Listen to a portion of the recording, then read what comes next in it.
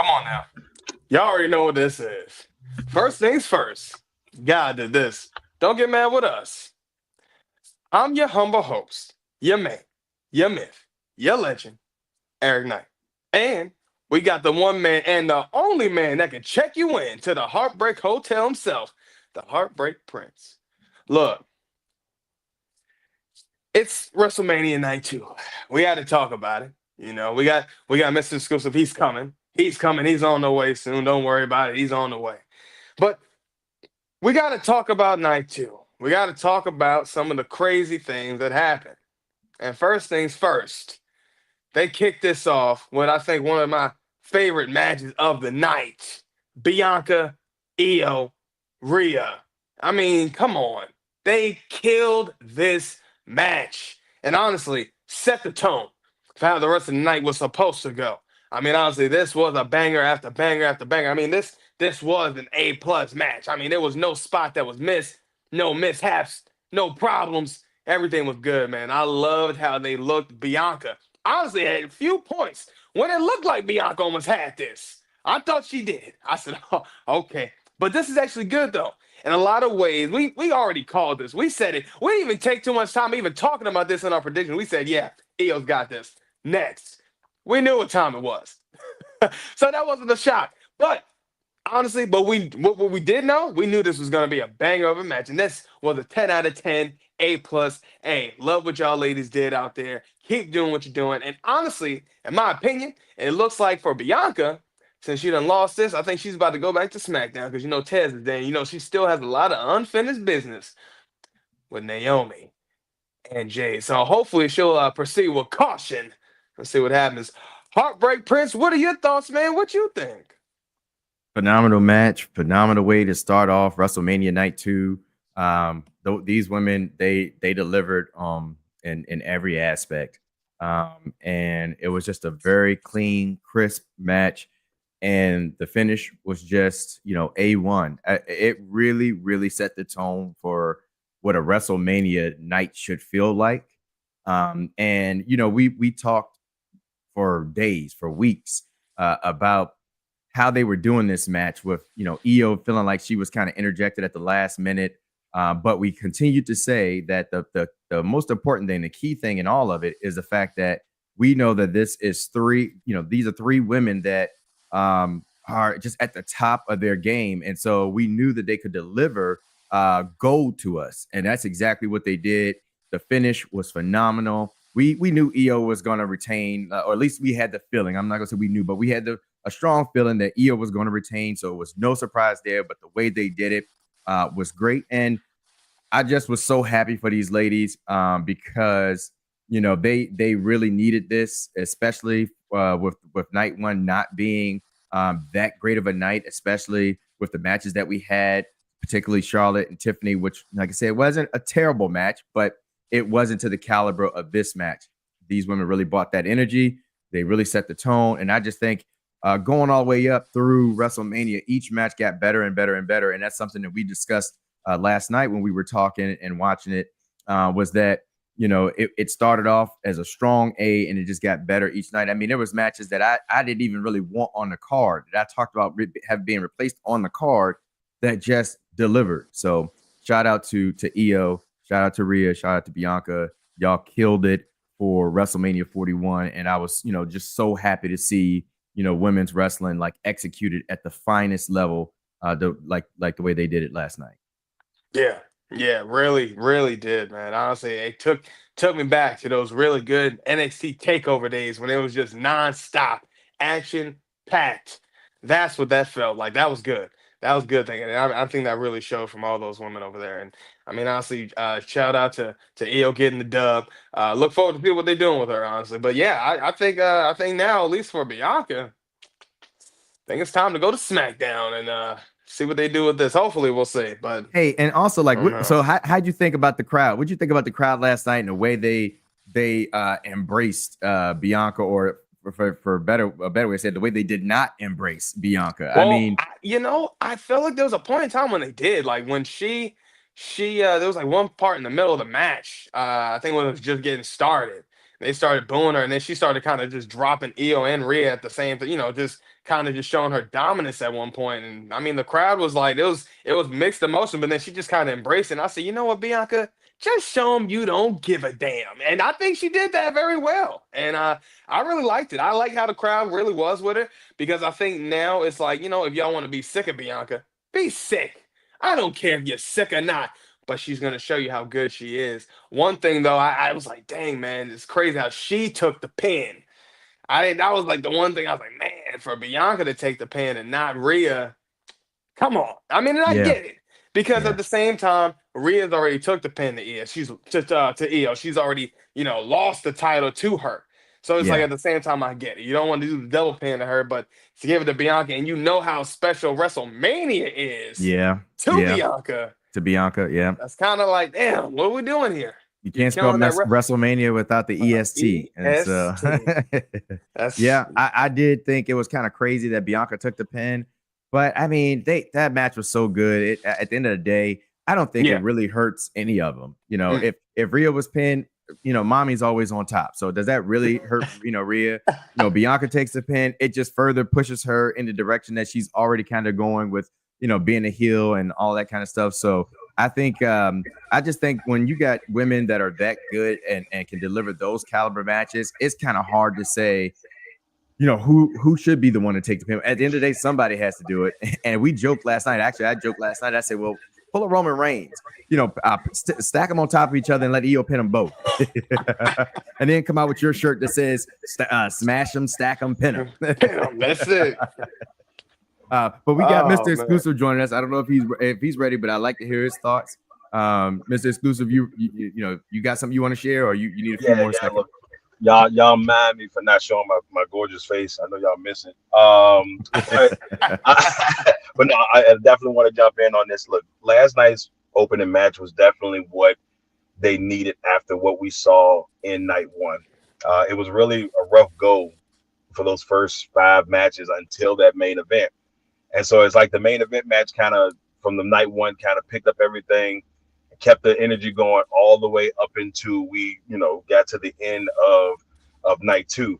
But I didn't like the crowd reaction a little bit to Bianca, but there's a part of me that says, yeah, you know what? That's how y'all feel. So be it. Y'all go ahead and feel that way about Bianca. I just feel like the heel turn is going to be different, like real different.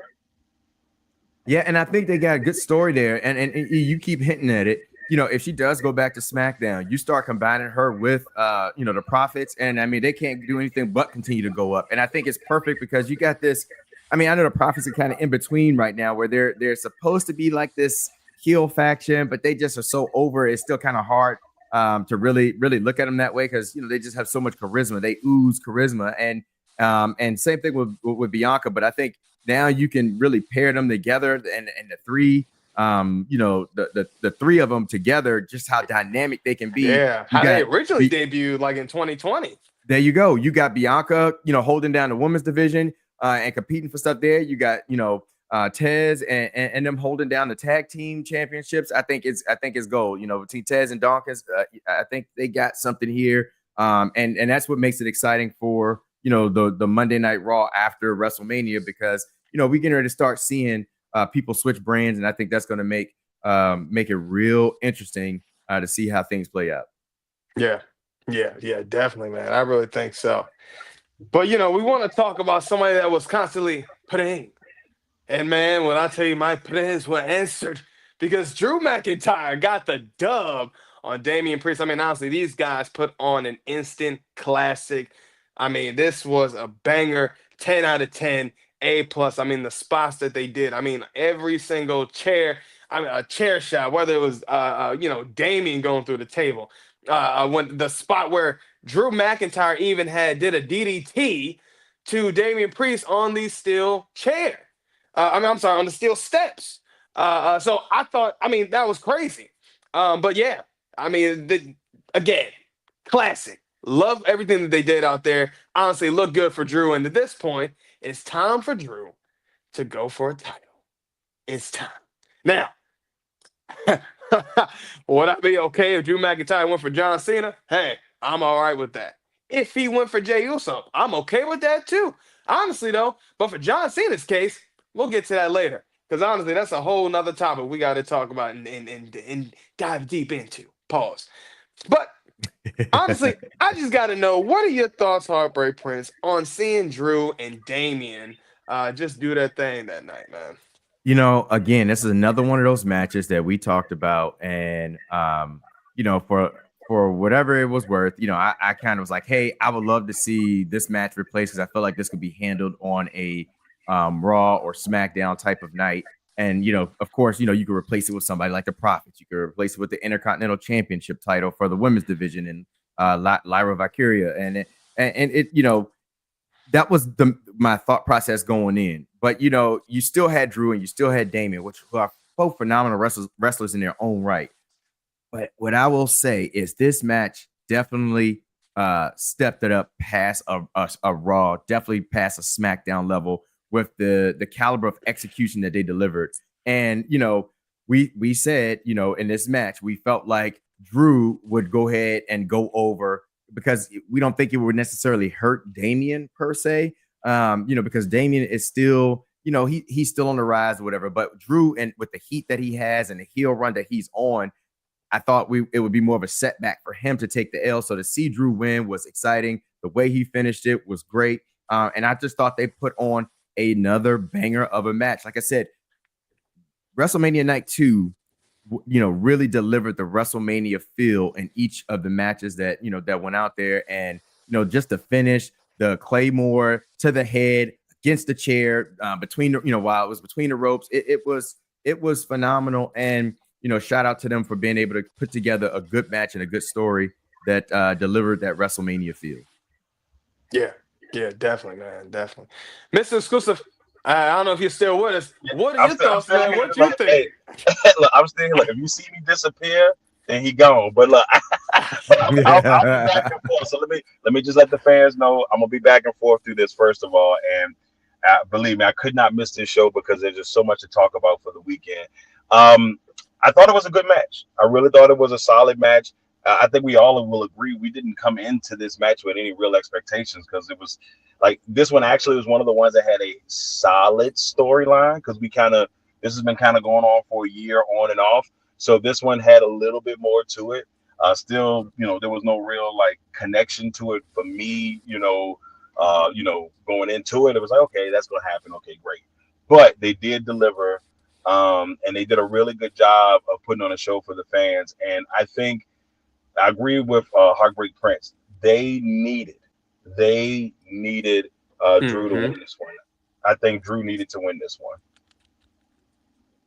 Yeah, and we shout out to Cardi who's in here, and he dropped a couple of comments. He said he actually liked Saturday better than he did Sunday. And so I'd like to know from Cardi, like, what about Saturday that you felt was better than Sunday? Because that's the thing about it. Everybody has their own opinions from watching stuff. They are tied to each match in their own way. And so I just want to know, like, what did it for you on Saturday? Triple threat. Yeah, and it was probably the triple threat, which was hard to overcome. But shout out to Cardi for being in here and dropping a comment for us. Man, shout out to man Cardi, man. It really wasn't a bad, like, one wasn't bad, but like I think a lot of what we talked about throughout was, hey, it's more like it felt like I think Russ said it last night. It felt like a Raw SmackDown Super Show was night one with a great WrestleMania match at the end, and that's what it pretty much felt like. The majority of it. Last night was, for me, was great all the way through, and then we'll talk about the other matches as we get to them. But I think it was all the way through for the most part. Yeah. And and one more thing, real quick, E, just before we move on to the next match, Triple H said something that that I kind of agree with and kind of see where he's going. And he talked about likening WrestleMania and the matches and everything to like an album, and how you may listen to an album and not every song may grab you or resonate with you, but there's quite a few bangers in there that's like, hey, overall, when you look at the total picture, this album is good. And I think, that was very apt for, what we talk about when we talk about WrestleMania, because night one was kind of one of those things where, it was a lot of, cards on there that didn't quite do it for me particularly. but night two saved it and really made it like, you know what, as a whole, when you take the macro view of this weekend, WrestleMania 41 was really good. And we got different little stories that also came out of WrestleMania, night one and night two. And so it's really, as a whole, I think it was a great show because night two was just such a strong A that it kind of raised the level of night one, like to kind of balance it out. Yeah, definitely, man. Seth winning and seeing Jacob go over Naomi. Man. Okay, so Cardi was really into, he was really into these stories, which were all good, great stories. Of course, you got Yeet. Everybody wanted that. Seth winning, that was phenomenal. Naomi losing, we kind of figured Naomi, it was going to be hard for her to really win and kind of squash Jade's like momentum that they're trying to push for her, and we felt like Naomi could be the one that takes the L, but still be okay. So yeah, and then New Day. All right, well, hey, shout out to you, Cardi. And that's GAWD, God. But Charlotte looked good in her loss too. Okay, all right. Not bad. All right, I feel that. But one thing we got to talk about, something that we said that it was gonna happen because the certain Latino Heat, Dirty Dom himself, boy, man, gets the dub. And you want to talk about a moment? You want to talk about a WrestleMania moment? This man had his tonight. Honestly, this match was a banger. Every single entrance was on point. Penta looked great. Love to see his pyro. Looked amazing. Finn, honestly, it was kind of weird, but he had the little mask on. I said, okay, bet. Thought, honestly, this night should have been the night he should have came out and been like, yeah, I'm the prince tonight. Like, I felt like that should have been your time, but it was okay. And then Dirty Dom comes out with the mask. Now he couldn't get it off. Now, he explained it on the post show and said, it's like, he said he's like if you watch the movie The Mask with Jim Carrey, he said, it's like, he had the mask on and the mask just couldn't come off of him. And he said the mask was trying to hold on to him and said, stay on me. He's like, no. It's like culture, lucha libre. He said, no, I don't need you. And takes the mask off. That's what he explained. I was like, man, Dirty Dom, that was smooth. That was good. Honestly, I'm loving it. I like what Dirty Dom is doing. This is going good. This man it's turned around in a matter of 5 years. This man used to get booed. And now this man is just getting overly cheered. And this is looking good for Dirty Dom. Keep doing what you're doing, man. You the Latino Heat now, man. That man said he's locked in with the Mysterios and the Guerreros. This man also said he's the greatest intercontinental champion of all time. In 5 minutes, he said he's the greatest. Then he said he's the greatest Mysterio of all time. And then he said, I can retire right now. He said, I've been in the business for 20 years. I said, damn, he's not lying. This man has. And honestly, Dirty Dom, you got it, bro. Hey, Heartbreak Prince, what are your thoughts, man? What you think? Man, Dirty Dom out here being, doing Dirty Dom things already. I was really, really happy with this because, we talked about it and we called it. We figured that Dirty Dom would go over in this match. And I just thought it was apt for the story that they were telling with it. And, they delivered, and it was just another great match. Everybody had their spots. Braun showed you why he's probably ready to go on to the next title picture because they do have a star on their hands there. And then the story with Finn and his way to exit the Judgment Day and how the match came to an end with, Finn, doing the coup de grace to Braun and getting ready to pin him, but Dirty Dom doing Dirty Dom things, hitting him with the frog splash at the last minute and pins Finn. And, it was just, oh man, it was just such a good match. And then to see, the crowd really embrace Dirty Dom, because for we can say this, we can say for years, Dirty Dom has been getting booed. Like they don't even let the man put the mic to his mouth and the crowd is ooh. They don't even let him speak. So to see him win and the crowd lose their mind, it was just, it was crazy. It's almost like you're in a Twilight Zone with some of the things that have happened as of late with wrestlers that were over, that are now, not crowd favorites, and wrestlers that were crowd favorites, now, are in the doghouse. it's just crazy to see this dynamic. But for Dirty Dom and the story, I just thought it was the perfect way to kind of encapsulate like what was going on between Dirty Dom, Finn, Braun, Penta, and then the little tidbits of stuff that was happening within the Judgment Day with Liv Morgan, which I will say before I pass it off to Mr. Exclusive, I was a little surprised that the Judgment Day, particularly Liv Morgan and Raquel Rodriguez, didn't play a bigger role in determining this outcome, because for a minute now, I thought that they were kind of plotting something against Finn, and that they were going to ultimately be the ones that screw Finn to help Dirty Dom go over, but it didn't work out that way. And not saying that it took away from the story, because it didn't make it worse or didn't change anything. It just, I just thought they would have more of an influence on what took place. Yeah, definitely. Yeah. I definitely can see that. I think the biggest thing for me, Dom winning this way, it looks great for him because he won it legitimately. He didn't have to do anything crazy. He didn't have to be dirty technically to win this match. And I don't think nobody expected that pop. I just know sitting there watching it and watching those fans be won over by the work that Dominic Mysterio has done for the last couple of years is a testament to what he's been able to do. He's had to play the little, I guess some people in the South would say henpecked boyfriend, type of role. And guess what? And now he's got a chance to kind of solidify himself. He won this championship on his own, and he had to go against his fellow Judgment Day member with Finn against it. All of it just kind of worked out for him great.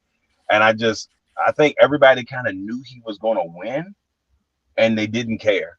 Yeah. They were just like, how is it going to happen? And when it does happen, this is just going to be a great moment. And it's just a testament. It is just a testament to all of the great work that Dominic Mysterio has done, whether you liked him or not, in the last couple of years. Yeah.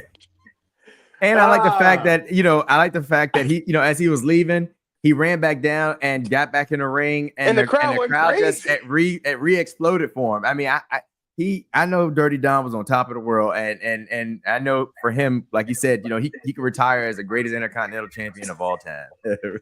After one night, he's the greatest. Honestly, I thought about it. I said, man, you know what? Dirty Dom, I think he is the greatest Mysterio of all time. I think that's. They said when they even asked him, said, when do you think it got better for you? He said, oh, when I dropped the dead weight. He said the deadbeat, my deadbeat dad. I was like, yeah, he was cooking. He was cooking. Yeah, he was cooking in that post show interview. He was. He really was. I was like, yeah, see, Dirty Dom doing these Dirty Dom things, man. It worked for him. I was like, yes. I really enjoyed it, man. He did his thing. But one match that had a very interesting spot, I thought. Great match overall. Logan Paul, AJ Styles. Of course, we had said it. I didn't, wasn't going to be a surprise if Logan Paul was going to win this. We already kind of seen that one coming. Pause. But the main thing that stuck out to me was Karrion Kross coming into the middle of the match, trying to tell AJ Styles, do this. Grab the brass knuckles. I thought to myself, what is this? Gives him and offers him the, brass knuckles. AJ Styles says, nah, tosses it, loses. And, Logan Paul hits the little, I don't even know what it's called. The pulverizer. My God. Amazing. Tough. Still pulled it off. Mm-hmm. Honestly. Then, what was interesting, I don't know if people have seen this, but in the night 2 post show, Karrion Kross comes on. He comes on with Scarlett. Comes on, he's pissed. I mean, he said, he understands. He congratulated Joe Hendry, by the way. Congratulated Joe. So that's nice for him. He said, but when I faced Randy and I got over organically, you ignored it. They tell you to give good ideas. You give them great ideas. They tell you, no, give them only good ideas. That's too good. I'm like, man, how many times have we heard this before? How many times have we heard this from an interview from somebody that just got released?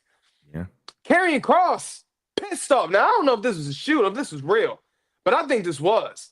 Now, for him to say all this and then he says, you know, to the guy in the back with the suit on, F you. And that's coming and then he says, and that's coming from Killer Cross. Now, mind you, I was telling you about that yesterday. We was talking about that yesterday. Crazy how it happens, huh? Y'all would think I know somebody up in there, but I don't. We don't know nobody up in there. So somebody's either watching us. Hey, maybe we're just some real street prophets ourselves. But hey, prophets up. Come on now. But yeah, I mean, that was very interesting to see, especially from Karrion Kross. I thought that was very interesting. Played a big part in that. Also, he said some other things, saying, you know, how do you have me in my hometown? And I'm not on the main card. Scarlett even stops to say, how do you have two people that have 25 years of combined experience and do nothing? Nothing. Come on, that's not good. That don't look good for your Trip. I told you, Trip, you're wilding. You're out of pocket. Some of the stuff that these people are saying, I don't know. But it's either them or it's you. And when too many people are saying it, it might be you, Trip. But I don't know. Heartbreak Prince, what are your thoughts, man? What you think? The match itself, let me just get this part out the way first. Was definitely good. I mean, what you expect, it's the phenomenal one. And then you got Logan Paul, like I keep saying, as much as you may dislike him, he is still a talent in the ring. And so, you know, when you can put somebody like phenomenal AJ Styles with Logan Paul, they're going to deliver. They're going to give you a good match. I do feel for Karrion Kross, because like you said, it was his hometown and he did not get the opportunity to wrestle, even in the spot where we didn't know who was facing Randy Orton. He would have been a good opponent for Randy Orton, just to give him that ability to wrestle in front of his hometown crowd, which we have seen the WWE do countless times with people going to their hometowns, giving them a match and things of that nature. But it wasn't in the cards, and that's one of the things we constantly say. The WWE has so much talent, and they just can't get everybody in or get everybody on in these big pay-per-views or these big PLEs. And unfortunately, Karrion Kross, who has kind of been underutilized, I will say. We see him pop on every now and again in Raw for like little segments or whatever, and you're still trying to figure out exactly what he's building towards. But he just was coming from a place of hurt and hopefully that passion, because sometimes it's stuff like this, which is weird when wrestlers, kind of hit that breaking point and they go off and they go off the way that Karrion Kross went off last night, where that's the wake up call. Shayna Baszler, like that's the wake up call to to leadership, to Triple H and to other creative people to say, okay, we got to do something with this here. We got to capitalize off of this here. And it's sad that it takes something like that because, like I said, nothing against Joe Hendry. We're going to talk about that here in a minute. But because Joe Hendry has been going hard for WWE this year. He's had a lot going on with NXT and then to come in and do WrestleMania. But again, we keep saying the homegrown talent, the people that are within the company are already seem like they get pushed aside and they're bringing in people from outside the business and giving them these premier spots. That these moments, that's something that really probably could have benefited Karrion Kross to be on a WrestleMania in front of the fans and on this big of a show, and he didn't get that. So I can understand the place of pain that he come from. Yeah, especially when you have a match at WrestleMania last year, and then it's like you come across and you're doing so much work with all these people within it. Because I think about Karrion Kross and how many people he's kind of already done and been around and changed, and how many people's characters changed, like the Street Profits again. Yep. Think about that. That was probably the first group. The New Day. Okay. All these people. Who else has he's been talking about? Sammy. He's been talking. I think Sammy and Drew. I think a couple of times as well. Yep. So I don't know. He said Kross did a very good shoot promo. This is from Joe White. Thanks for sending us a comment. Did a very good shoot promo. Wife seemed legit worried though. Please don't get yourself fired. And that's the thing about it. Like you could tell like it was some serious behind what he was saying, some seriousness behind what he was saying. And it's just like I said, you just hate when you see wrestlers have to go this route to get attention. It's like it's crazy, it's drastic, because you have somebody like Karrion Kross who, like he said, got over organically, but then they're like, hey, we don't have anything for you. We'll put you in a couple of little segments, but we don't really have anything for you. Yeah. Man, that's just the thing, man. That's one difference between, that's why I tell everybody, don't always just subject yourself to just one brand of wrestling because everything is different. Wrestling, when you talk about WWE, I always think of storyline. That's what we're going to get. We're going to get good wrestling and storyline. When it comes to AEW, we might get some storyline, but we're going to get great wrestling. But that's its own different dynamic. That's what is different about it. And same thing with New Japan. They have their own thing that's different. Same thing with Lucha Underground. Completely different, but in own different ways. They have something that's special within their own brand. And that's what makes pro wrestling amazing. Yeah. That's why y'all need to stop doing this. Oh, AEW, oh, WWE. No, everybody's got their own thing. Yeah. If you don't like it, go to another alternative. That's why we got all these different versions. So you can find something that you'll like. I don't know how else to simplify it for these marks. It's crazy. But next match, because it was Randy.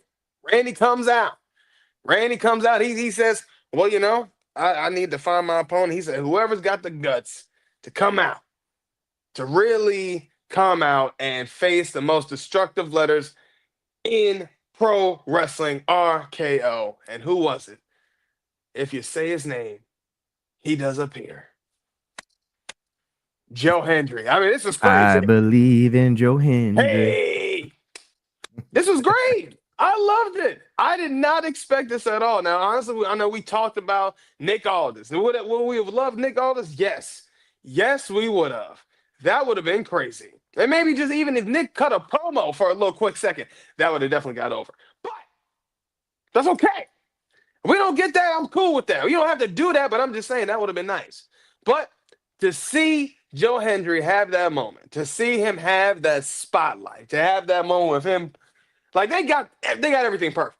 That was truly a moment to see the crowd wave your hands from side to side with me. Come on, give it to me. That was great. Everybody's up in there waving side to side.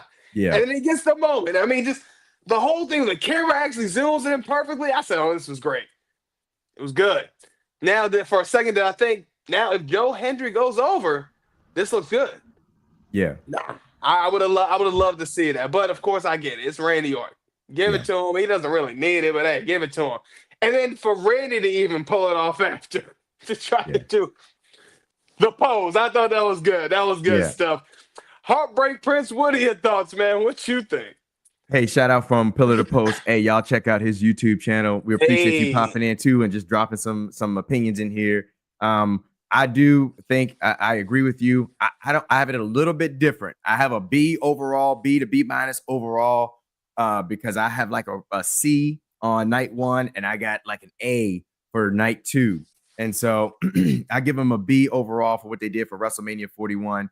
But he has different thoughts about Joe Hendry. And a lot of it is probably right. And I'm going to get Mr. Exclusive opinion on it too, because I know that Joe Hendry is his boy. He's who turned us on to Joe Hendry.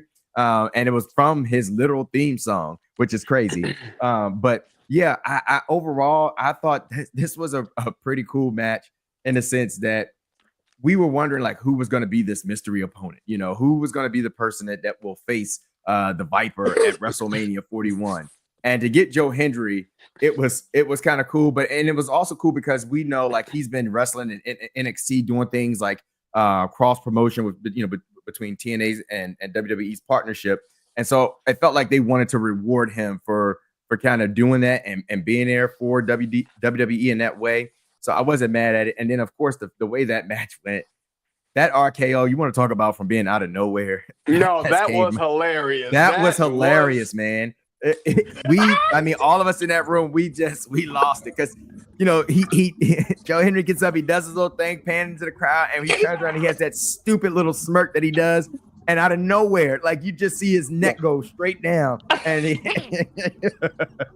And it was like, it's like that is pretty cool that they was able to kind of give Uh, Joe Hendry that moment and then take advantage of it with with Randy Orton's yeah. finesse and his style and it was good, man. I really enjoyed it. But Mr. Exclusive, we know Joe Hendry is the one that kind of Come on. turned. You're the one that kind of turned us on to Joe Hendry, so I know you got thoughts on it. Hey, look, I was a very excited person. I'm not gonna sit there and act like I wasn't hyped when Joe Hendry came out. So I agree with my man Joe. Yes, he is his move set is generic. He's a great indie guy. But here's the thing: we can say that about a lot of wrestlers. I'm about to say something now that's probably gonna be in trouble. You can probably say that about John Cena. John Cena is a very basic wrestler who has an extremely great gimmick that got him over. But that's a lot of wrestlers that are not super duper great wrestlers, but their gimmick got them over. The Miz is another one that I can name. Yeah. So yes, I could easily go that route and say, yeah, you're right. But it's all about the taste of what you like in a wrestler. And what brings you to that wrestler, what makes you, hey, this guy's pretty cool, or I like his energy. And I think that was the biggest thing for me. He made me laugh. And yes, the moves is the greatest. I will agree with you 1,000%. Like he ain't got a great move set, but it's just something about how infectious his personality is that really brings what he does to the table. Now, I did not expect him to be Randy Orton. Now, that would have been great for him and absolutely amazing for TNA. I did not expect that to happen. I gave it a B only based off of pure entertainment because I didn't expect it to be, a 5-star match or anything like that. But I do like the fact that Randy Orton, gave him the little nod and pat him on the chest after the RKO. Because it's like, I think the guys who know that they've been in the industry so long, like Hendry, who's been in the industry for, 10 to 15 years, guys know people who've worked hard in the industry. And even though it may not look the best, I think he can respect the fact that, hey, this guy has worked hard to get to where he is. He wasn't on Tough Enough. He wasn't on LFG, or I think that they may have like non-indie. I know they got indie people on there as well, but he had to like really work his way to get to where he is. And it wasn't the flashiest at times, but I enjoyed it. It made me happy, and more importantly, the crowd had loved it. When that crowd popped, it was absolutely amazing. Now, I agree with this. It does hurt TNA because the world champion lost, but every time you can say that, but if you go back and look at how TNA's numbers have jumped since the partnership with WWE, loss or no loss, just their partnership alone with WWE has taken TNA maybe not back to where they were in the early 2000s, mid 2000s or whatever, but they've definitely got to jump from where they were maybe like 10, maybe like 8 or 9 years ago. So very excited, glad that he had that moment. I think all the hard work that he's put in over the years was definitely great for him. But we know he won't beat Randy Orton. He won't beat Randy Orton. Yeah, and I was going to ask the question, but you called it, Mr. Exclusive. I was going to ask Eric the same thing because that was a good point from my boy Pillar to Post about the TNA World Champ, because we kind of talked about that a little bit when we saw him coming out. It was like, oh, he's the TNA World Champion, but we all knew he was going to take this L to Randy. What did you think about that? Like, what are your opinions of that when you see like another brand's champion that's the top of that brand, but they lose to a WWE wrestler that's not a champion? Yeah, so I think in a couple of ways it was okay. And the reason why I say that, because I think how Joe Hendry came out, even when he was announced, first of all, the way Alicia Taylor came out and gave him that announcement, just said the TNA champion, and the people really reacted to that and cheered. And honestly, it's not that he's losing to just any WWE wrestler. You lost to Randy Orton. The man is a 14-time world champion. That man is a first ballot Hall of Famer. Probably is going to be a 2-time Hall of Famer, if not maybe a 3-time. So, I mean, honestly, in my opinion, I don't think it looks bad for TNA. I do see what you mean because that is the champ. But again, you lost to Randy Orton. He's definitely like in a pillar, or you can put him in probably your top 5 regardless of all time. And I ain't lying. That's all. That's facts. People ain't gonna lie about that one. That's Randy Orton. So I'm thinking, in a way, that looks good. Who knows? You might get Joe Hendry coming back with Randy Orton, but this is he's getting close to his last run too. So don't, also we got to think about it too. I think he's also getting close to his last run and his last couple years to where he can kind of just chill for a little bit. But yeah, I don't think it's not that bad for him. I don't think it's bad for TNA. I don't think this is bad for Joe Hendry. I think in a way, Joe Hendry got his moment. Yeah, I mean, of course, you got RKO'd. But hey, you got RKO'd by Randy Orton at WrestleMania. It's a win. That's a W. That's a W. And at WrestleMania, you got a moment. You got a moment, man. But who knows? And you got to put the title. You got to put the TNA title on the screen, Yeah. To people who may not be aware of that brand or either watch that brand or whatever. And it could just be something as simple as like, well, that's, hey, I like this dude's theme song. I like his charisma. And you're like, I might have to check that product out. So it could be a benefit. Yeah, I think it really can. Shout out to you. Shout out to you, Joe Hendry, man. You're doing your thing. Yeah, shout out, Joe. Side to side. But another match that I hate to say it, I really did call this one. I did not want it to be true. And it was because I said, man, this is the only thing that logically makes sense to me. We had Raquel and Liv coming out. I said, all right, this looks good. Raquel and Liv, they're out here. Lyra Valkyria comes out by herself. Right? We wondered. We thought, who could it be? What did we hear? Oh, No. Yeah, I told y'all. And I didn't want to be right. I said it myself. I didn't want to be right. But this was one of those things where I said, no, I know. I can only say this only makes logical sense if you have Becky Lynch come back. Makes sense. They're the only one that have some real history. The only reason why, because we done talked about her, and it makes no sense for Bayley and Lyra to have this title shot. What sense does this make at all? None. But then Bayley says, I'm injured. I'm hurt. Oh, she didn't even sell that right. I love Bayley to death, but Bayley was like, I'm hurt. I was like, And that sucks for Bayley, man. Bayley been going crazy on the card, but maybe that's why she felt the way she did, because who's she getting replaced by? Another horsewoman. Which at the same time, Bayley's been putting in that work. But you know what? I'm going to tell you right now. I was not surprised that Lyra and Becky won. Why? Because if you're going to bring back Becky Lynch, the man, you're not going to have the man lose at Mania when she just returns at Mania. Yeah. You're not going to do that to the man. You're not. It's ridiculous.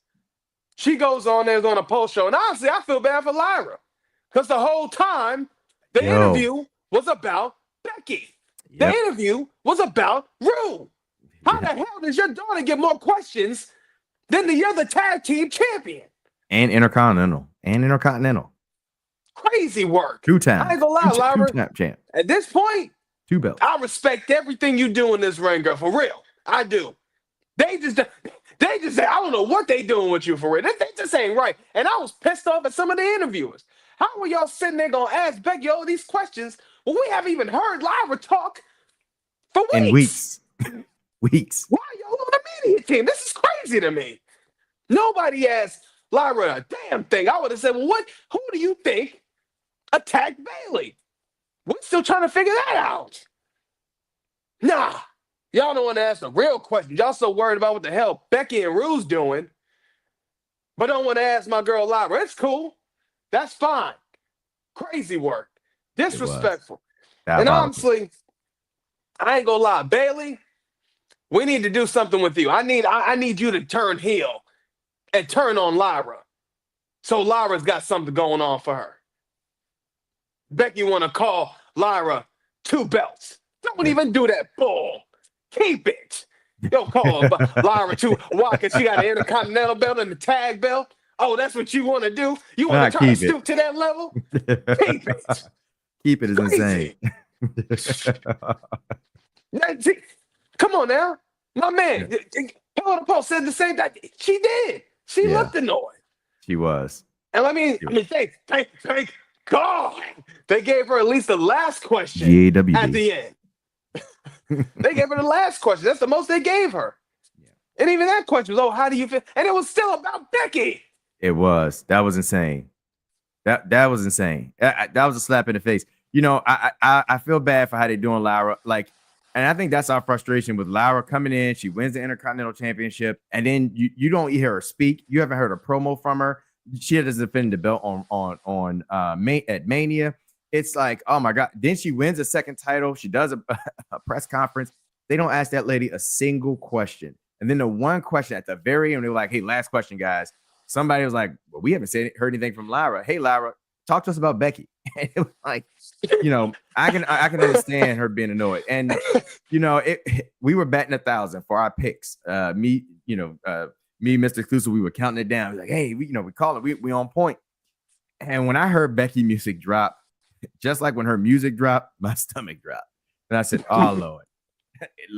Liv, Raquel, it was nice knowing y'all as tag team champions because it's over. There's no way you're not going to have the Mon go over in this match with Lyra. And then it was like, Lyra already has the Intercontinental Championship and she doesn't even get to defend it. There's no storyline. There's no opponent for her lined up, nothing going on. And now she has the Intercontinental belt and the tag team belt.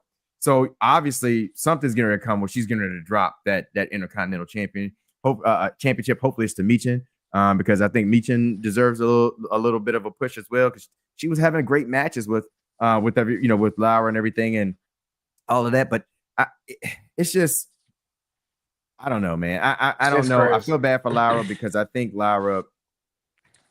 she is a star as far as, just know her run from NXT and then her being in the position she's in. It's kind of frustrating because, like you said, if you're going to put a belt like that after you've made all of this hoorah about it, the Intercontinental Championship and the U.S. Championship, you would think that they would be doing more with them and really kind of putting those belts front and center and just making them a prestige, kind of working on the prestige of those titles, and they aren't.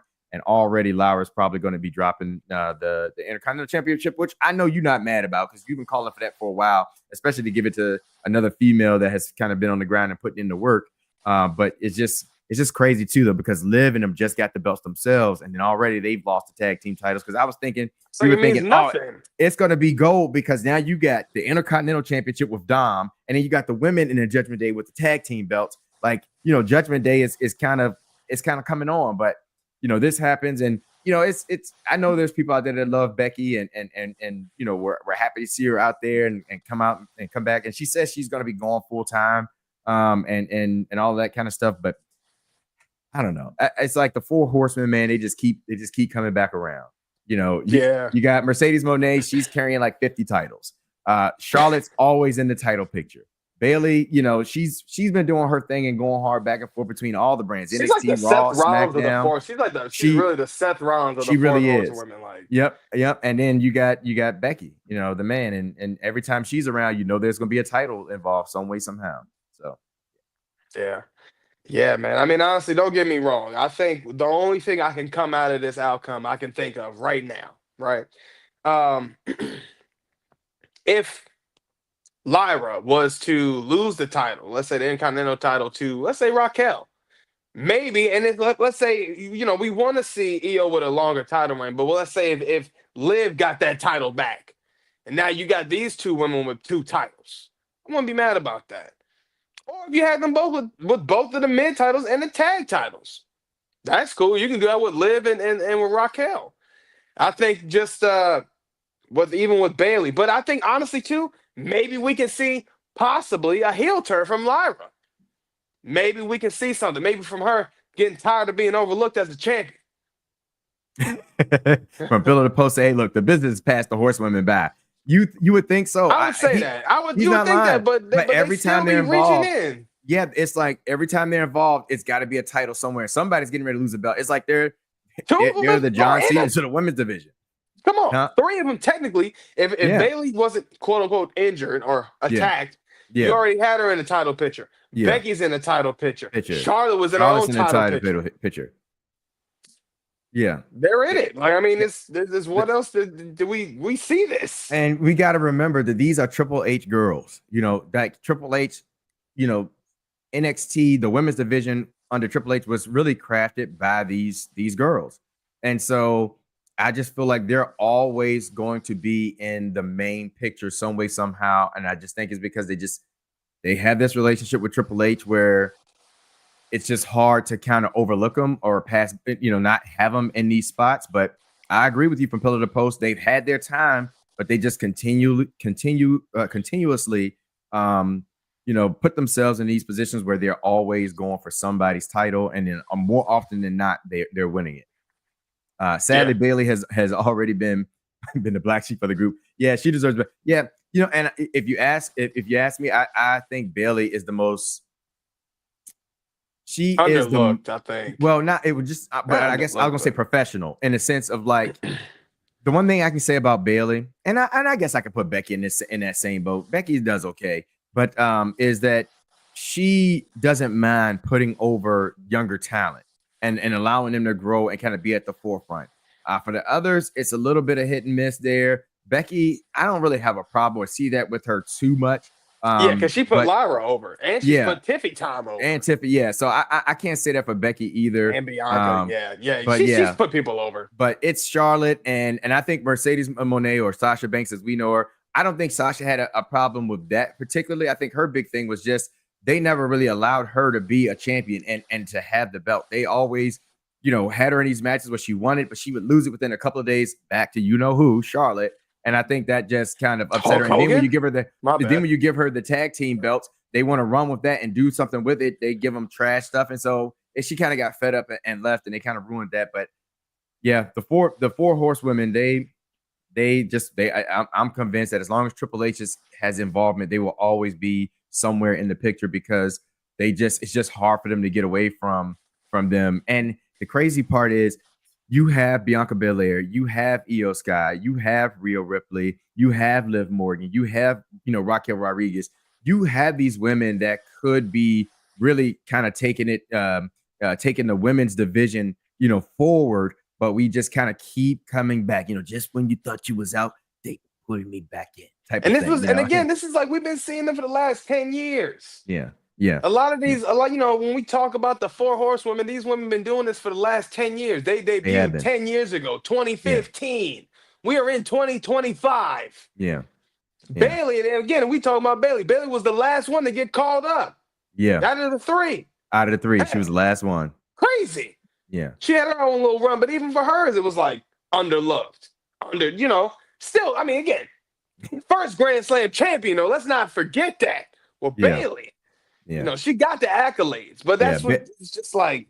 Bailey deserves her flowers. She does. And Blaine, good to see you back in here, man. Thanks for the comment. Yeah, that's the thing with Charlotte. And y'all know Charlotte is my girl. I hate talking bad about her because I love Charlotte. But I like it. She's got to do better. I couldn't help myself. Oh man, but yeah, Mr. Exclusive, you got something you want to add in on this? Like, what are your thoughts about with the four horsewomen? I'm back, y'all. Like I said, I'm bouncing back and forth, so it's okay. Do you think that they mess up the division, like the four horsewomen? Do you think that they hold the division back, or what do you what's your opinion on it? I don't know if they held them back per se. I thought at one point they had a really good chance of making this very special, very, very. They're a good trio of quad. I'm not saying look, the four horsewomen were great, and we can't take anything that they have done in the industry away. I don't. There's a lot of me that I don't like the way things ended with Sasha. A lot of people would probably feel that sentiment. I always thought that Sasha Banks was to me out of the group like the Shawn Michaels of the group, like where she put on great matches. For the most part, she could talk on the mic. No, now it's a little bit rougher now than what it had been. But I always thought that she had that special ability to make people look great in matches and also put on great matches. Becky did her thing while she was doing it at the top level. And Bailey, of course, Bailey is Bailey. She's that workhorse. She's like the Arn Anderson of the group. It's just, for me, I think that I don't think they held people back. Then it may start to feel like that now because especially with Becky just coming right back in and just getting the title right off the bat. You know, nevertheless, if it's tag team titles or not, I mean, to me, I think that takes away from all the hard work that Liv and even Raquel have put in the last year. And even after them getting the titles, like there's another chance for them to legitimize those tag team titles. And what they do, they squander it. They squander it. Like these women are are 3-time champions, and they could have this time made this reign a little bit more special. So I just, there are parts of it that feels like they're being held back. The Charlotte match ended, the way that Charlotte may have acted or the way she treated her match gave me a little bit of a sour taste too, because I felt like, there was just something off about the match. So I don't know. For me, I hope that, that the horsewomen that are left will continue to either help build the next generation, because that's the most important thing. There's a lot of great talent in NXT, and the Becky Lynches, the Charlottes, the Baileys, they have to be the women that can still be great, superstars, but also help the next talent grow. That's a very important part of this wrestling industry that a lot of people don't think about from time to time. Yeah, and I think that's another good point that he brought up, because we talk about the talent in NXT, which is loaded within the women's division, and it's hard to really pull them up and have spots for them, because you got the 4 horsewomen that are just a constant. Well, and I guess now it's 3 horsewomen. They're just a constant. But from a real quick thing on Pillar to Post, man, I laugh at this because we discussed this ad nauseum on night 1. We had one of our Knights, our Xclusive Knights friends is here. Shout out to Shaliqua. We were talking about Charlotte's ring gear and how it's not fitting her properly. And so for you to point that out, it's kind of hilarious. Yeah, man. Especially when both of y'all, when you got Charlotte and Tiffy Tom wearing the same colors. Extremely weird. I don't know what that's about. But we got to talk about the main event. The match that everybody talked about. The match where, personally, I thought was a great match, but had a weird finish. Had a finish that I didn't think it was really weird, but I thought to myself, more than anything, where in the hell is The Rock? Final boss. When you have the final boss come out, Elimination Chamber. First of all, you know what? Let's not even do that. Let's not even do that. When you have the final boss come out at Bad Blood, and you just go out and just throwing some hand signals up, right? 1, 2, 3, oh. I don't even think you knew what you were doing. I think you just did it just to do it. You go out, Bad Blood, talk about absolutely nothing on Instagram Live. Then you show up again, randomly, on SmackDown. Then you went off of Cody and say, oh, I want your soul. Then you pop up again at Elimination Chamber with Travis Scott, which honestly makes no sense. Whatever. Y'all want to go and say, going behind the scenes, talking about, yeah, this is a nice little experience. I don't give a damn about no Travis Scott. Don't get me wrong. I listen to Travis Scott. That's my man. On the music end, not bang with him. Okay? Astro World. I get it. Fiend. Yeah, fiend. I wasn't a fiend for this. Because who comes out? Just Travis Scott. Are you kidding me? Rock. Final boss. Dwayne. Rock. What else did he used to call you? Oh, I'm sorry. Look, maybe if I went on Young Rock and found out some of your other names. The Brahma Bull. The People's Champ. The Great One. The most electrifying man in sports entertainment. Where was that? Where were you? You think I really cared to see Travis Scott? You think I really cared to see him with the hardcore title, which was But do you think I really cared to see that? Yeah, okay. It was nice to see Cody get his receipt back on Travis Scott. Okay, cool. You got that. But do you honestly think, after all the bull you done pulled, when you don't show for 39. We already talked about how you come a couple days before, do a press conference on Pat McAfee. You come to LA, talk about, oh yeah, WrestleMania's in LA, do all that in the third. Oh yeah. You don't come for that because, of course, the main event was supposed to be you and Roman. So that don't happen. Then you do all the stuff at the press conference, which Mr. Xclusive was there for that, for WrestleMania 40. You gonna smack the hell out of Cody. Do all the things that you wanted to do. Made Seth look, he was a second-tier champion. Show your whole family bloodline on the screen. Do all that. Then you have a whole tag team match, you and the tribal chief. With the wise man, former wise man now.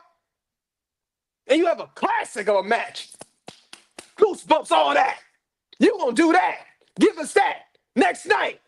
Pull what you pulled on night 2 with Cody and Roman. Get chokeslammed and everything, all this, that, the third. And then you gonna come to Raw the next night. Hand Cody something. You gonna have a whole 30-minute situation that we watched the Raw after Mania. You hand Cody something and you tell us nothing. You give us nothing. You walk away. You don't even come back. And then you come back at Bad Blood. And you do your little hand signals. And then you come back and you ask Cody for his soul.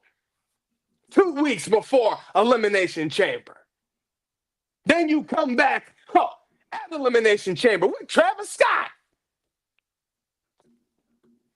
Beat the hell out of Cody. You let Travis do it. You let John do it.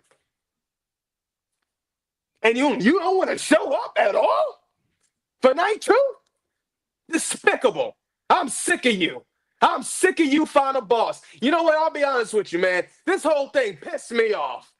I love the match, but that really killed me. I said, hey, you're going to have Travis Scott walk down this damn ramp for 2 minutes.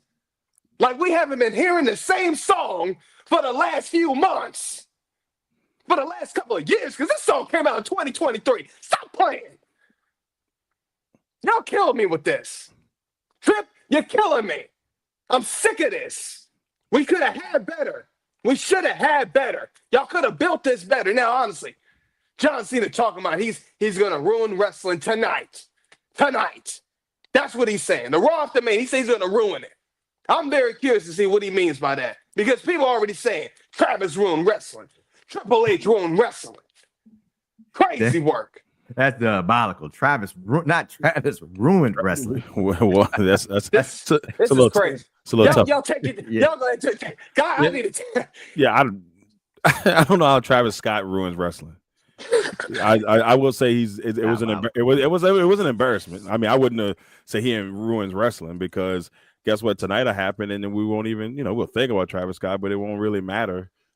Travis Scott doesn't matter in the equation. But here's the thing that I took away from last night's match. I was very, I was excited. I was very interested to see how this played. I think all of us thought, hey, man, this is going to be the night, man. The Rock's going to show up. It's going to be, we're going to really find out what this is all about. We're going to be ready to kind of just see how it all just like plays out. I'm very disappointed in how this match ended. I mean, look, I'm happy for Cena getting his 17th, but to me, it doesn't feel like anything. And maybe it's still early in it, and maybe he's gonna have to have this amazing run to make it feel like, oh, this was a solid, way to end it. I don't know. I mean, there was moments last night in that match that kind of made me mad. And I'm like, when he went to go like hit him with the belt, and it just was like slow motion, and Cena just, I don't know. He went to go try to hit Cody with the belt, and they just stopped in the middle of the ring, and they're kind of struggling for the belt. And I'm like, this looks stupid. It didn't feel right. It felt like it was off in some form of the. It just felt weird. So I didn't like that at all. The way that they did this match could have been 10 times better. 10 times better. And it shows that maybe night one's main event should have been, the main event. It should have been night two's main event. And you're not going to be able to. Sometimes, judge how a match and how a crowd is going to be involved. Obviously, the crowd was happy that Cena won it, but it just, you can tell he's not the Cena of old, or anything. To me, I wouldn't even say close to it. And that's the part that's, I think, disheartening.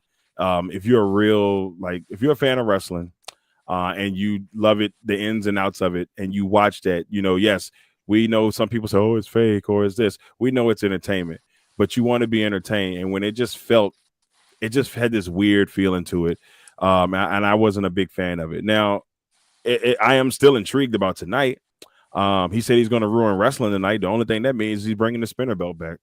That's the only thing he means. I'm going to just tell you I'm telling you that's what it is. The reason why, I think about it, a lot of people say, oh yeah, they talk about how the spinner belt was probably one of the worst belts they ever had, and da. That's how he's going to ruin wrestling, because people say he ruined wrestling with the spinner belt. He's bringing the spinner belt. I don't want to put a check on there because I need my money. But if I had the money to put a check on there, I would bet that's how he's ruining wrestling tonight. I would almost bet it. But I felt like the last two matches, to me, could have ruined a really, really, really, really good night. Didn't like the way it ended. Did not like the way it ended. And The Rock, he should have been there.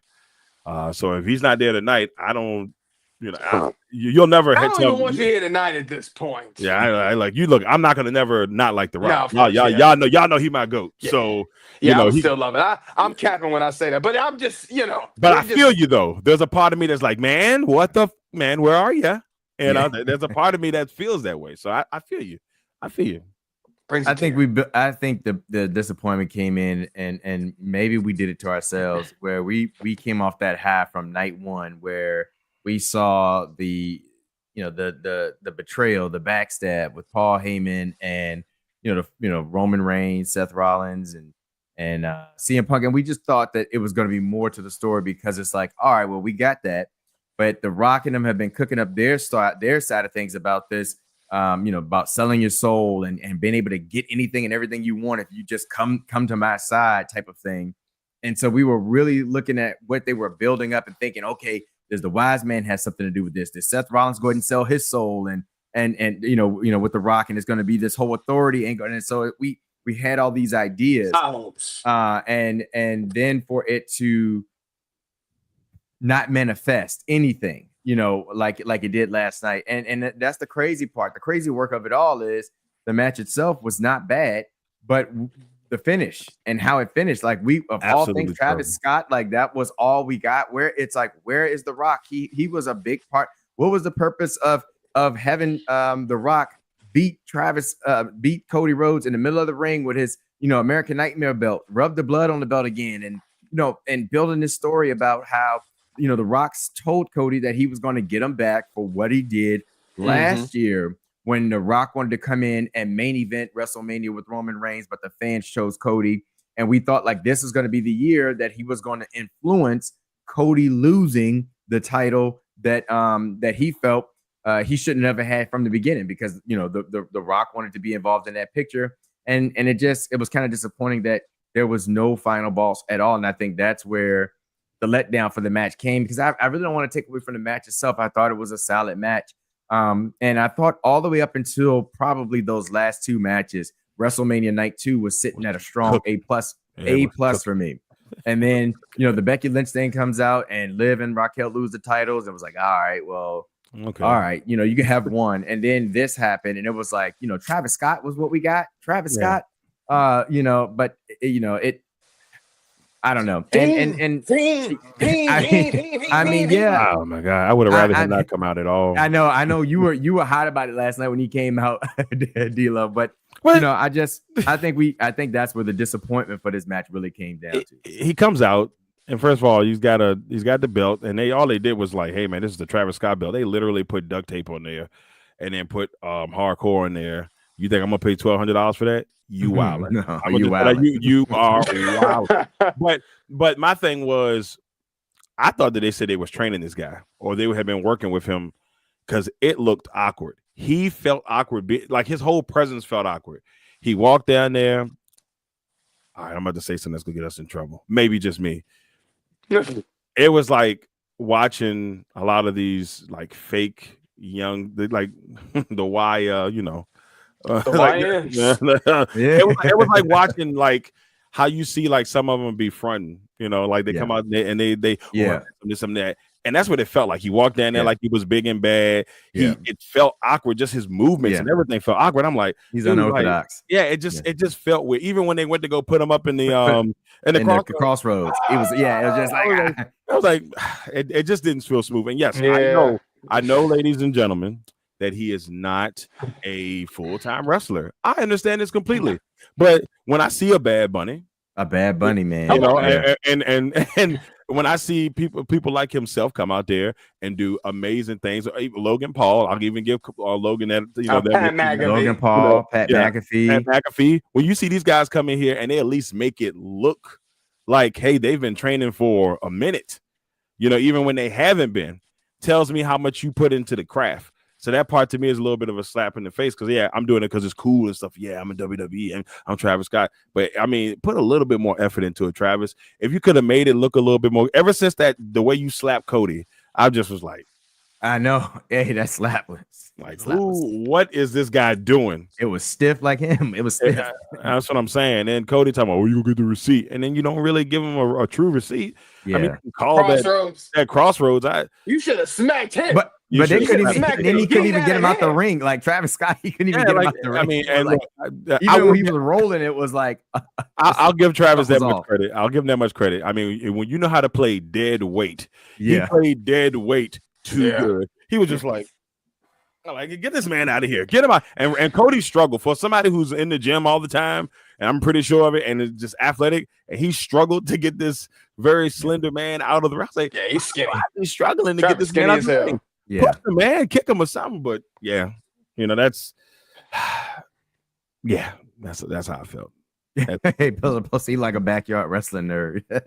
Hey, that's a good one. That's a good one. Nah, for real. That's really how it looked. Because you really think about how he came out and just like, even him like talking to Cody, just the whole like, oh yeah, what do you want to do? I'm like, man, come on. Like, yeah. It gave Sosa, what's up, Sosa? Good. Wait, thanks for coming in, man. Stopping by. Yeah, and it gave off fake gangster, bro. That's what it did. It gave off. It gave us like. He said, "Why Malibu's most wanted." Malibu's most wanted. It gave Malibu's most wanted. It did. Anthony Anderson and Tay Diggs. That's what it gave. Yeah. Travis. What's Scott. up, Snowflake? Yeah. That's what it gave. He said, "Yeah, we at the club." Hey, that's what. Hey, Malibu most wanted. That's a classic right there. That's great. Said, yeah, Snoop, Drake. Cute, came through here. Yeah. Oh my God, man, that was a good movie, man. That's a classic, man. But yeah, honestly, man, that was really just one that really kind of pissed me off for the most part. I mean, I feel like there's never a time where I've never had a WrestleMania where I don't snap off. I feel like last year, the only time I was probably okay. Year before, I was cool with it. I didn't even have a problem with Cody losing. I thought this was, I was shocked. I didn't have a problem with it. Right. But y'all killed me with this one. Yeah. Empty, just I don't know. Maybe we're expecting too much. Yeah. Maybe if I set my bar so low, maybe I should set it back down to as low as 2017, 2018. Oh no! Don't go there. Oh my God! If you do, maybe I should set my expectations that low. That's a tough era. I'm shocked every time. Dude, you're taking yourself to a dark place. Don't do it. Yeah, not the tie-dye NXT 2.0 era. Oh my God! Don't go too far, man. Don't go too far. Don't let it do it to you. I just wonder though where they go from here, and that's the big thing. Where do they go from here? We talk about Cena ruining wrestling. That's it's going to make people tune in tonight for Raw to see exactly what he's going to do. That's story worthy, but how does The Rock factor back into this? Will he play another role? Will we see Cody anytime soon? Because we know he's probably going to take some time off. He's been going hard for the last year. I just want to see kind of how they carry this story from last night on forward. I mean, I know Triple H tried to really put over Travis Scott and his involvement in the outcome and wrestling last night in his press conference, but I just felt like y'all y'all had it. Y'all could have done this. Could have been a better finish. This really could have been. Yeah. And even just one last thing, D'Lo. I'm sorry. No, you good. Even like because you mentioned it before it even happened. Like because you had said when about John Cena, he's like, yeah, he just looks a little slow, and like you said this like beforehand, before the match even played out. But what was a little off to me was Travis Scott gets in the ring, that he receives the Cody cutter. John Cena gets the belt. He hits Cody with the belt, but Cody lays in the ring for a minute before the ref, who's outside the ring, can kind of get himself back together and get in. And I'm like, oh, Cody can definitely still kick out from this. He's been laying there definitely for a minute. And then they go 1, 2, 3. And I'm like, that's John Cena yelled, get up. I said, yeah. I was like, I'm surprised. Like, I'm just surprised that finished. It just seemed a little awkward, off. I don't know. That was part of my problem. It was stuff like that happened throughout the match. It almost felt, and I'm sorry, Jade, but like Jade's match, like those smooth transitions to things, and that's what it wasn't. It didn't have smooth transitions. It showed. You can tell when a wrestler hasn't been in the ring in a while. Even though he was in the ring for the Royal Rumble and Elimination Chamber, but you can tell when a guy is like truly rusty, and he looked truly rusty. Like, yes, there was times where you said, okay, there's a little bit of Cena I know, but there's moments where it's like, if that was Cena from 17, 18, maybe 17, 16, you'd be like, there's no way that Cena would ever look like that. And then, look, he gets older, y'all. Look, that's another thing we have to also look at. He's an older guy. The same with The Rock last year. When The Rock came back, I was nervous because I knew what it was one time before when he came back and how janky it looked. And I was very afraid if he was going to look good in the ring. And he actually came off and looked solid. He didn't look like The Rock from, 2002 or 2003 or whatever, but he still looked good for, a 50-year-old guy. And I think maybe that's what I expected a little bit more out of Cena, for that to look a little cleaner, especially now you've had at least 2 matches in the last 2 months where you can come in, but everything leading up to it, even the promos and that whatever he was trying to do to Cody at the end, like he was trying to smack his head or hit him in the face or whatever he was trying to do, and it just looked weird. Looked off. Why does it look so off?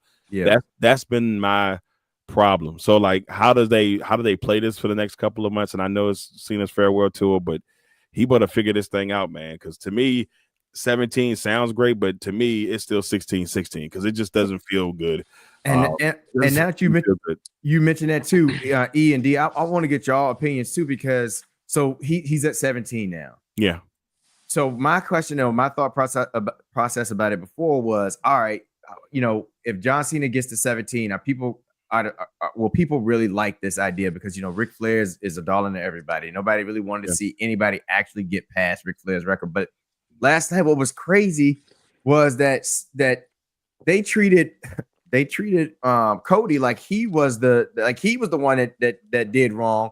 They were cheering everything. I mean, booing everything that man did, but cheering everything John Cena did. John Cena wins the belt, gets 17. So, like, how do y'all feel about that? Like, and people in the chat, what do y'all think about it? Do y'all think that was good for wrestling? Do you think it was bad for wrestling? Does it really matter to y'all? Does it, like, what's the opinion? What's the thought process on it? Eric, I'll go real quick because I know you probably got a lot more to say about it than me. I'm just going to say it like this. I said it last night when we were talking, Elwood, and I know One Night Bates kind of like, rebutted me on it, but I felt like it's like the LeBron and Kobe situation. All right. So LeBron and Kobe, LeBron and Jordan situation.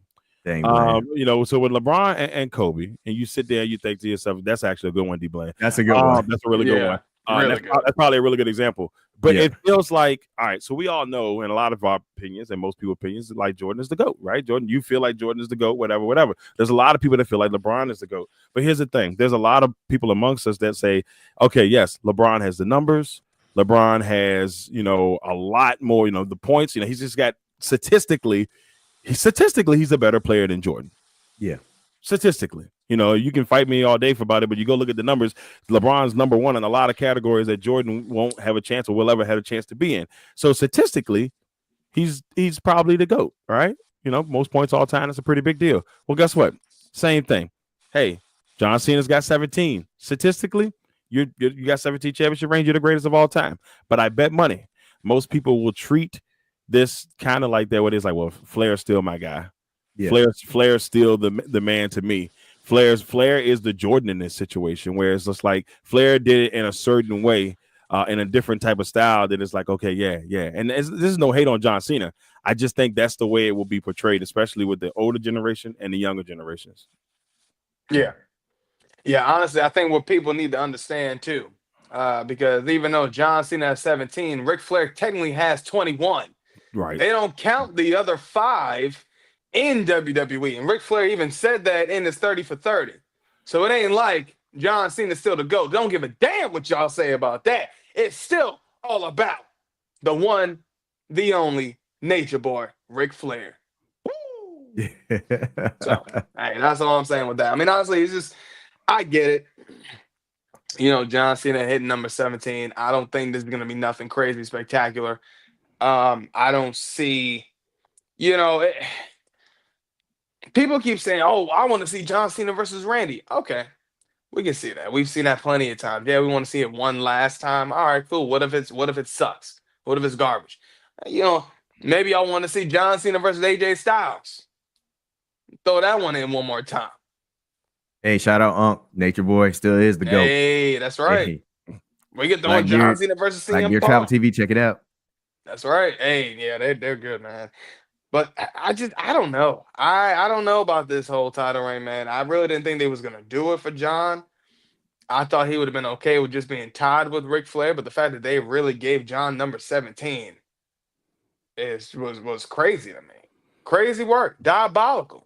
Yeah. Again, I mean, do y'all think we see it tonight? Marty Mark, he popped in with 2 different things that I wanted to touch on, which was Backlash might be fire, and he said that Cena said that WWE got a new belt now. So do y'all think we're going to see that tonight? Yeah, maybe. I still think it's a spinner. I mean, they may go because he said I'm going to ruin wrestling, and people said he ruined wrestling with the spinner. So that's why I think he goes back to the spinner. That's why he's the champion. Well, the title he had, it looked a little, I don't know, maybe I was tripping when I looked at it, but it looked a little different already. It was just like the belt of it with the strap was a little bit more black. I don't know. I thought, I don't know, something about it looked a little different already, but and again, the press conference, John Cena with the press, I mean, I kind of liked it. That was funny. The people really loved that. I mean, first of all, he threw Cody's plates off, his side plates, tossed those on the ground. Everything he said, that sounds like a clickbait question. Crazy work. Just every time. Five questions, and every single one got the same answer. Same answer. ESPN, you sound like you're a reputable organization. All right, go. And then he said, and then he hit him with the Shawn Michaels. It looks like you lost your smile. I said, I know. I said, he gonna eat him up. He went in with ESPN and he was like, man, you seem like you haven't smiled in a few months. If you was watching the match, he smiled when Travis Scott came out. Yeah, he did. He smiled when Travis. He did. He was all smiling then. So I don't know. But I will say Backlash, I think it's going to be him and Orton because it's in St. Louis. If this is the tour, where do you do it at? You do it in St. Louis. It could be wrong, but I think that might be the move. That might be the move. Yeah. I can see that. I don't know. Cody just, he was with Brandy Rose and, Kathy Kelly. Seen him walking to the bus and tried to stop him. He said, just not right now. Kevin push. Now I wonder, are we going to see a corporate Cody? Are we going to see the real American Nightmare? Maybe it's time, Cody. Stop playing. Show them that side of the real American. Show them why we don't know nothing about no American Dream. I want to see the real Nightmare. Show them why you got that tattoo on your neck. Show them why you used to bring Pharaoh out there in the entrance. Stop playing with him. Honestly, there's a lot of things they need to do. I don't know, man. And plus, they always keep talking about, I notice, whether it's Seth talking about Punk. They talk about AEW here and there. They talk about Cody, what he did with the other company. I ain't gonna lie, y'all might as well just play into that. I don't even know what they're doing. I really wonder if behind the scenes, maybe if they are working with AEW, I would love to see them do something. But, just everything that they're doing, I think right now with Cena, with Cody, I really hope for Cody, man. I really hope that he has some kind of turnaround. I hope he turns into the American Nightmare. Go heel, and go crazy. Yeah. I remember before I was telling, my man Drew, does our music for us. Which, by the way, thank you again for that Shout new. out Drew. Hey, shout out Drew. Making all that Thank new you for the intro Heartbreak music for us, man. Thank you for the Heartbreak Hotel. Yeah. I was telling him a while ago, the only way if Cody does go heel and turns into the American Nightmare, he has to lose it all. He has to lose everything. This might be the night. Tonight might be the night, the Raw after Mania, where we might see the real American Nightmare come out. I would love to see it, but hey. Well, speaking of that, out real quick, and before we end it all, I want to know y'all opinion, or what is the most interesting thing that you're looking to see tonight? Like, what storyline? What do you want to get out of this Monday Night Raw that's coming up? That's a really good one. Because yeah, obviously the Cena situation, but I don't know. There's a part of me. I'm actually kind of excited to see where they take the next move on the women's division. Io was a really good performance. And then now that Bianca's going back to SmackDown, it really just leaves Io and Rhea kind of right now at the top of that division. I'm not throwing Becky Lynch in there right now. Let her stay where she at. Let her stay there for now. But with that, I'm interested to see where they kind of play that from this point on. Is Bayley going to be in the mix? Like how do they build a real good storyline with Io? Because I'll be honest with you, this storyline also kind of felt like, it's like this storyline felt more like it was about Rhea and Bianca. And Rhea and Io was just there, and she's just there for her amazing wrestling ability. How do they make this about, how do they make the next storyline, more Io focused that people are truly interested from beginning to end? That part is going to be, I think, huge. So I'll go outside the norm. I'm really intrigued to see how that kind of goes. What you got, E? I think for me, it's got to be, for me, the Monday Night Messiah, the visionary, the architect. I gotta see the revolutionary. I gotta see what this man Seth is gonna do, man. I am so intrigued with this. I think that's gonna be so good. The one where I really want to see where this is gonna go with him and Paul Heyman. What's next for the OTC? What's next for CM Punk? I think they really got something cooking. So yeah, for me, that's definitely what I'm looking forward to seeing. Yeah, Paul and CM Punk and Roman Reigns. Let me do this real quick too before I give mine. They really sold the devastation from night one of the betrayal by Paul Heyman. CM Punk and Roman Reigns sitting in that ring just looking like, what just happened? Like, did this just happen? Why did this just happen? I'm interested to see what was Paul Heyman's reasoning, if he even gives a reason, because it's Paul Heyman and now he's in this heel form. Will he even grace us with an explanation as to why he chose to go this route? That is going to be a legit good one. And for me, it's all about Finn Balor. It's all about whether we get the old Finn Balor, the Prince return, his separation from the Judgment Day, how that takes place, and if we can get back to I just want to hear Finn come out to his old theme song again. Put the leather jacket back on, get the Bullet Club thing going again. Just be the Finn of old. And so I'm looking forward to this storyline in the Judgment Day. That's right. Give them that. Yeah. Look, I'm thinking that might be something right before, because I feel like the next, I feel like they're going to face each other next. If they end up facing each other next, then I think that at some point Dom's going to start talking. Dom's going to start talking a little trash, something like that. He's gonna get a little bit more confident. You saw how he was last night at that post show. He's gonna say something. I like it. He's gonna say something slick to Finn. Latino, and I think that may be what happens to kind of bring him out. Maybe by Backlash. Yeah, I'm thinking maybe by Backlash. That is gonna be a good match too. You got Finn, Dirty Dom. Oh, but it's too early, man. No, I'll save that for SummerSlam, because if they do it at Backlash, Dirty Dom's retaining. I don't like it, because I want to see a good storyline develop, and I want to see Finn on a chase, and I want to see him when he does go for it, that he wins. I mean, they could do it at Backlash, but they have to do something cheap. Like Carlito has to get involved, somebody has to get involved keep it from being clean. But that's Dirty Dom, man.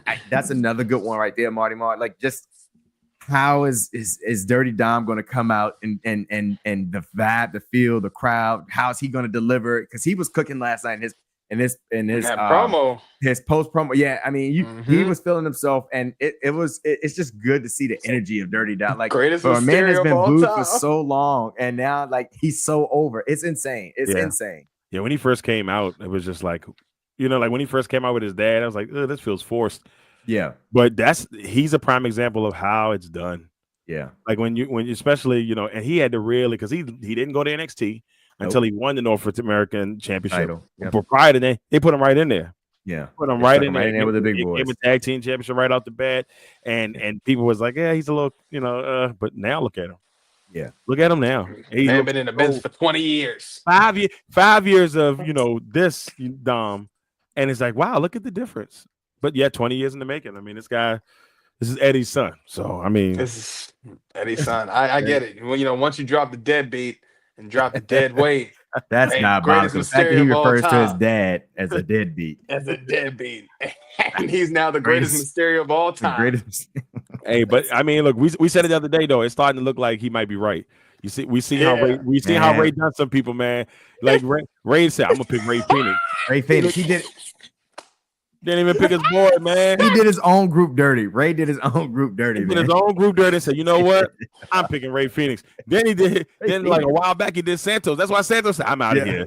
I don't care how much I look into this old man. I'm out of here. I wouldn't be surprised if we start hearing Dom was right chants at Rey Mysterio. That would be crazy. I hope Dom was right. Dom was right. Or dead be dead, bro. That would just go over like crazy. That's insane. It makes tonight fun. Now, that's what I feel like. No, one way or the other, we either gonna be real pissed. Yeah, they're gonna be like, "What? This is last year 2.0," or we're gonna be like, "This is a good way to start the new WrestleMania or the new WWE year per se." Yeah, it'd be a good way to start it. So I'm excited. I'll be tuned in. I know I'm in there, baby. Oh yeah. I'm in there. I'm watching. Oh yeah, I can't wait, man. I'm gonna be ready. I'm gonna have my surround sound on full blast. I'm gonna take this serious. We're gonna go crazy. Make myself feel like I'm there. But we talked about all the great things of WrestleMania and everything that was going on. Please make sure y'all follow us on all of our social medias. Facebook, we on that. Instagram, we on that. On our road to 100 on YouTube. Let's go. TikTok, we on that. And we're going to keep on climbing because we love everything that y'all doing. We're going to keep dropping content to y'all the exclusive way because that's what it is, baby. That's it. So, as always, I am your humble host, your man, your myth, your legend, Eric Knight. We had the legacy maker himself, Mr. Exclusive, and the one man and the only man that can check you into the Heartbreak Hotel. Heartbreak Prince. Because we are the Exclusive Knights, and we make sure that we are always pushing ourselves to be the best there is, best there was, the best that ever will be. And to always ensure that your nights will never be the same. Hey, appreciate y'all joining us. Thanks for listening. We are out. Out. Live, I carry.